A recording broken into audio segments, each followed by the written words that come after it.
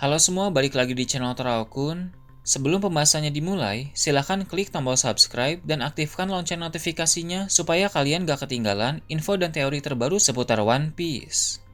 Buat kalian yang mau informasi tambahan soal SBS atau databook, kalian bisa follow Instagram Toraokun. Di sana admin akan memposting soal SBS, databook, dan berbagai teori singkat. Sekarang lanjut ke pembahasan. Melanjutkan cerita dalam chapter yang lalu, cerita dalam chapter kali ini dimulai dengan memperlihatkan Im Sama yang sedang berada di ruangan beku. Seperti yang kita tahu, di ruangan misterius itu terdapat sebuah topi jerami raksasa. Topi jerami itu adalah milik Joy Boy pada masa lalu. Di hadapan topi tersebut, Im Sama berkata dia akan segera menuntaskan perang dari masa lalu. Jadi pertempuran antara Joy Boy melawan Im Sama itu masih berlangsung hingga saat ini. Karena sosok penerus Joy Boy selalu muncul dari generasi ke generasi. Dan untuk generasi saat ini, Joy Boy yang baru adalah Luffy. Im Sama pun menambahkan, sama seperti pada masa lalu, kali ini pun dia akan menghentikan Joy Boy baru dan mengambil topi jeraminya sebagai kenang-kenangan atas kemenangan. Dari perkataan ini, jelas bahwa dulu, ketika perang besar abad kekosongan terjadi antara kerajaan kuno melawan aliansi 20 kerajaan, Im Sama mengambil topi jerami besar itu dari Joy Boy setelah Joy Boy berhasil dikalahkan pada masa lalu. Perkataan ini juga menegaskan bahwa sekarang ini, Im Sama akan mulai mengambil tindakan serius untuk menghentikan Luffy, yang merupakan Joy Boy baru pada masa ini.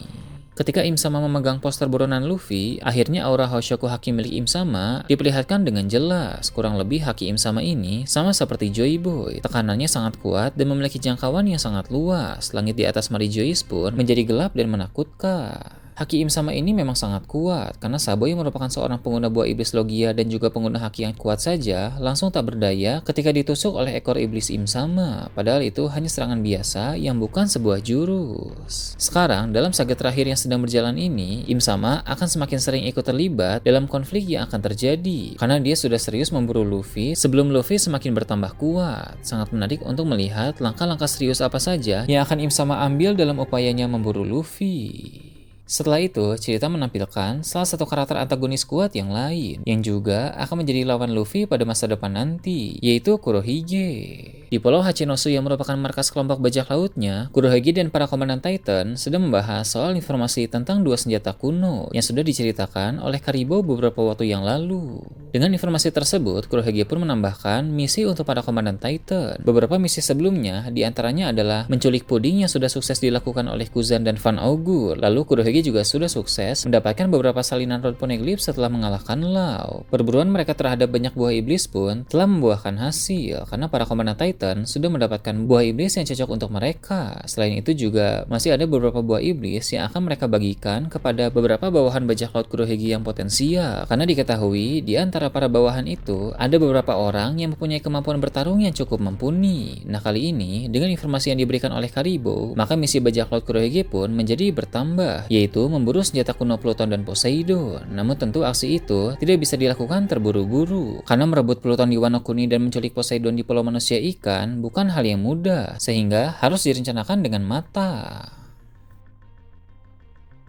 Selain membahas misi bajak laut Kurohige, mereka pun beralih topik membahas soal berita mengenai kedatangan bajak laut topi jerami ke Elbaf. Saat mereka sedang membicarakan tentang Elbaf, Kuzan langsung teringat dengan Jaguar di Sal. Kuzan tahu bahwa setelah Sal selamat dari insiden Ohara, dia pergi ke Elbaf dan membangun perpustakaan di sana. Kurohige pun mulai berbicara tentang berbagai hal menarik yang ada di Elbaf. Menurut Sang Yonko itu, ada banyak hal yang bisa didapatkan dari sana. Beberapa di antaranya seperti harta karun dalam jumlah besar dan juga buah iblis berharga. Kurohige masih berambisi memburu banyak buah iblis lagi karena dia ingin menciptakan pasukan yang terdiri dari banyak pengguna buah iblis. Konsepnya sama seperti bajak laut Kaido. Pasukan Kaido terdiri dari banyak pengguna buah iblis Zoan, ada yang buah iblis Zoan alami, dan juga ada buah iblis Zoan buatan. Nah, sedangkan Kurohige ini ingin menciptakan pasukan yang merupakan pengguna buah iblis asli, bukan buah iblis buatan. Selain ada banyak buah iblis dan banyak harta karun yang ada di Elbaf, di sana juga ada Pangeran Loki yang diketahui mengonsumsi buah iblis legendaris yang sangat menarik. Shiryu pun berkata pasti akan bagus jika bajak laut Kurohige bisa mendapatkan semua hal itu sekaligus. Avalokizaro pun setuju karena harta yang berlimpah akan berguna bagi mereka. Sebab sebentar lagi bajak laut Kurohige akan melakukan banyak transaksi besar di dunia bawah. Avalokizaro adalah mantan raja korup di suatu negeri, jadi dia tahu bahwa harta yang sangat banyak akan berguna berguna untuk memperkuat pasukan dan juga transaksi di dunia bawah. Diketahui bahwa Avalo Pizarro ini juga bertugas sebagai pengurus keuangan di dalam bajak laut Kurohige. Jadi segala macam masalah keuangan ataupun harta, Avalo Pizarro lah yang mengurus semuanya. Sangat menarik mengetahui cara pembagian posisi dalam bajak laut Kurohige. Mantan raja korup seperti Avalo Pizarro malah diberi posisi sebagai pemegang keuangan. Sepertinya Kurohige memang ingin mengetes loyalitas dari para komandannya. Jika Avalo Pizarro ketahuan korupsi atau menggelapkan dana milik bajak laut Kurohige, maka Kurohige tak akan segan-segan membunuh Avalo Pizarro pada saat itu juga, kemudian menggantikan posisinya dengan anggota kuat yang lain. Selain bagian keuangan yang diurus oleh Avalo Pizarro, bagian keamanan penjara diurus oleh Shiryu. Ini sangat wajar karena memang Shiryu adalah mantan kepala sipir Impel Down. Namun anehnya, khusus untuk penjara tempat sel Garp berada, tanggung jawabnya diserahkan kepada Kuzan. Kurohige sengaja menempatkan Kuzan untuk menjaga Garp sebagai tes apakah Kuzan akan berkhianat atau tidak. Kuzan merupakan mantan Admiral Angkatan Laut dan dia juga merupakan mantan murid dari Garp di masa lalu. Kuzan tentu memiliki ikatan emosional dengan Garp. Jadi menempatkan Kuzan untuk menjaga sel Garp adalah cara untuk mengetes loyalitas Kuzan. Mengapa tiba-tiba Kurohige curiga kepada Kuzan? Itu karena jurus yang Kuzan pakai untuk mengalahkan Garp ternyata adalah jurus penyembuh. Kita memang melihat bahwa Garp yang sudah tergeletak ditusuk oleh es dari Kuzan. Namun ternyata es itu tidak menusuk tubuh Garp, melainkan tubuh Garp yang sudah pendarahan akibat tertusuk pedang Shiryu, darahnya dibekukan oleh Kuzan agar pendarahannya berhenti. Hanya saja esnya dibuat berbentuk tajam agar seolah menusuk tubuh Garp. Hal ini disaksikan langsung oleh Shiryu. Kemudian Shiryu pun melaporkan hal ini kepada Kurohige. Itulah yang membuat Kurohige mulai curiga kepada Kuzan sehingga dia pun mencoba mengetes loyalitas Kuzan.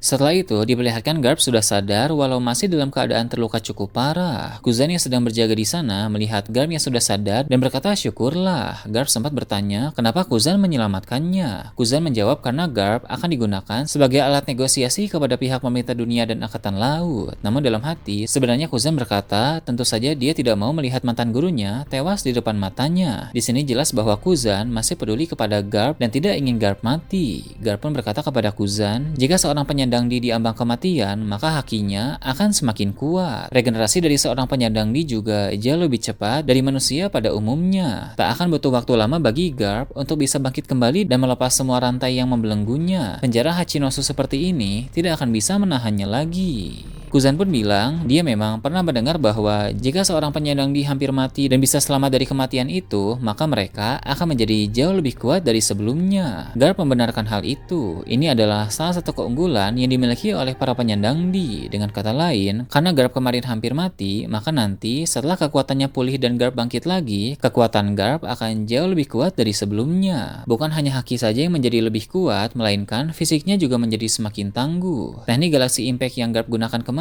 belum seberapa. Jika setelah ini Garp mengamuk lagi di Pulau Hachinosu, maka serangan Galaxy Impact yang Garp gunakan akan berkali-kali lipat lebih kuat. Kuzan pun bilang lebih baik jika Garp nanti sudah pulih, segera pergi saja dari pulau ini. Garp pun tersenyum dan bilang, kita lihat saja nanti. Dari perkataan ini, entah apakah Garp akan mengamuk lagi di Pulau Hachinosu atau langsung pergi dari markas bajak laut Kurohige itu. Yang jelas, tak lama lagi Garp akan pulih dan meloloskan diri dari penjara Hachinosu. Rencana Kurohige untuk menggunakan Garp sebagai alat negosiasi kepada pemerintah dunia dan Angkatan Laut tidak akan terwujud. Beralih ke Mary Joyce, diperlihatkan lagi keberadaan Im Sama. Tak jauh darinya, tampak ada beberapa poster berisi tokoh-tokoh penting yang telah dia susun. Jadi selain Im Sama mulai serius memburu Luffy, ada beberapa orang lagi yang akan menjadi fokus utama Im Sama juga. Beberapa di antaranya adalah Dragon dan Kurohige. Untuk Dragon, Im Sama sudah mengutus Garling untuk menghadapinya, karena Dragon juga sama berbahayanya seperti Luffy.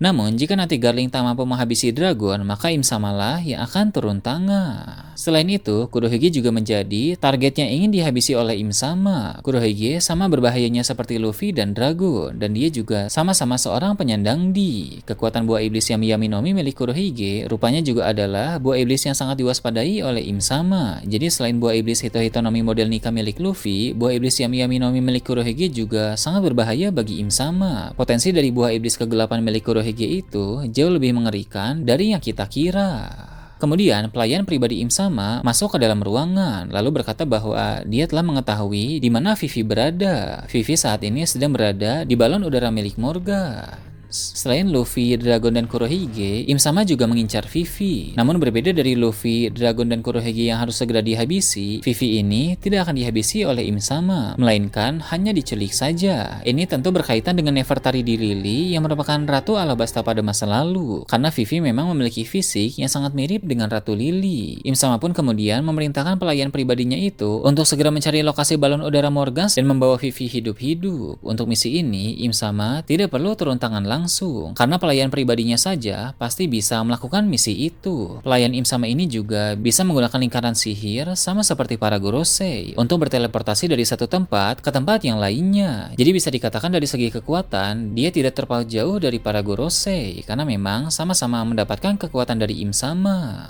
Semakin kesini, semakin banyak karakter kuat yang bermunculan dari pihak pemerintah dunia. Ternyata organisasi ini lebih kuat dari yang kita bayangkan. Nah itu tadi berbagai hal menarik pada chapter 1136. Gimana menurut kalian? Silahkan tulis di kolom komentar di bawah. Oke, segitu aja untuk pembahasan kali ini. Jangan lupa like, share, dan subscribe untuk video menarik selanjutnya. Gue Tora Okun, Shambles.